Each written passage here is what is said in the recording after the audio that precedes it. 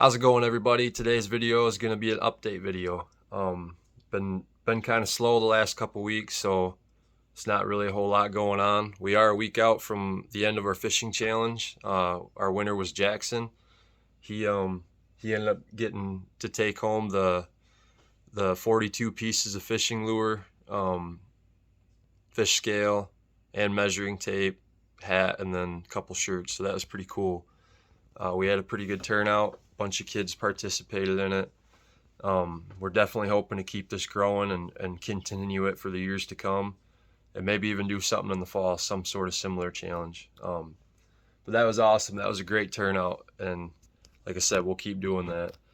The next thing I want to talk about is mock scrape. The mock scrapes have been doing really well. We set those up, I believe, mid-March, early March, something like that.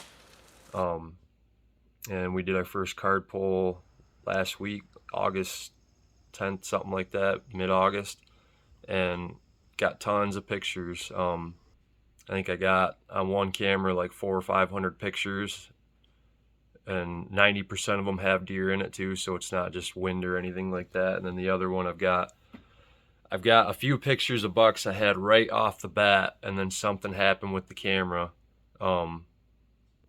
I don't know if maybe it's because I put it too high and it wasn't reading further out or something, but I readjusted that. It's taking pictures, so hopefully that'll get going, and I'll let that run for a month or so before I check that. But the other one and that one, it showed exactly what we were hoping for. You got deer all over the mock scrapes, leaving their scents, hitting them, getting used to the area.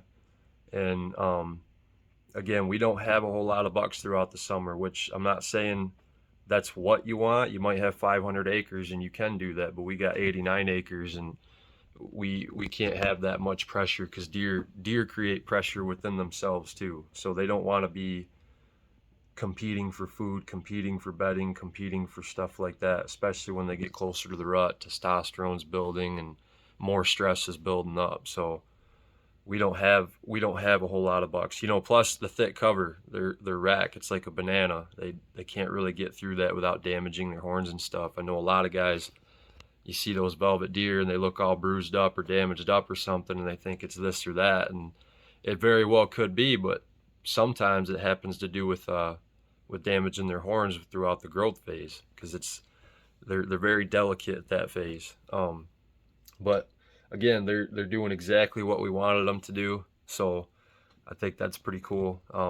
Again, it didn't cost nothing, no cents, nothing like that at all. The most detailed thing is placement, making sure that you got it over multiple trails, so they got to walk into it, um, and making sure it's in an area that, again, you're not trying to draw these deer to an area from a long distance. You're just trying to get them to come closer than what they're already doing and bypass closer to a better position for you.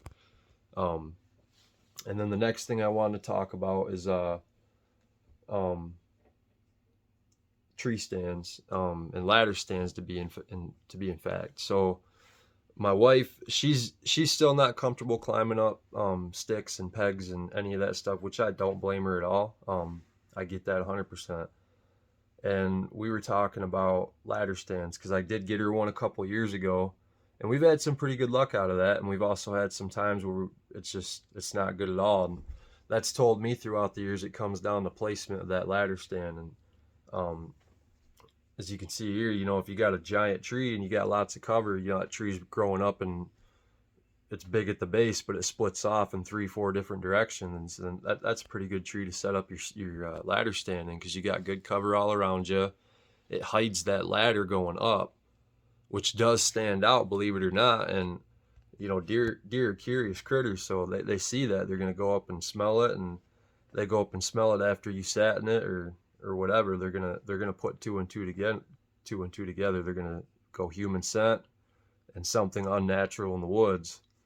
They're always going to pinpoint that spot or know what's going on. So definitely putting it in a big tree or lots of cover or something like that absolutely works. I remember my wife's first sit, we were sitting in a very similar spot to that with thick cover, just on a spur, which is where a ridge comes down and it gets a little bit lower, but it creates a point coming off that ridge.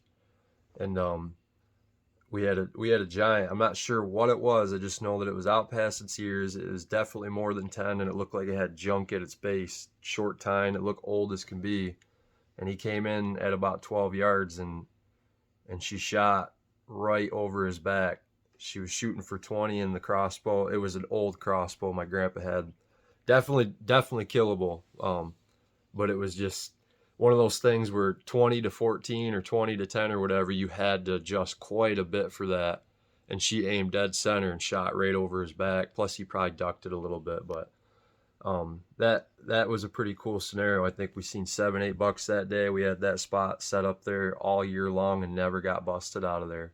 And again, it's putting two and two together. It's the tree and the cover and all that stuff you have, and you could definitely kill some bruisers out of a ladder stand, and hopefully she's gonna prove that this year. So last thing, again, it's been really slow. We have been doing a lot of scouting,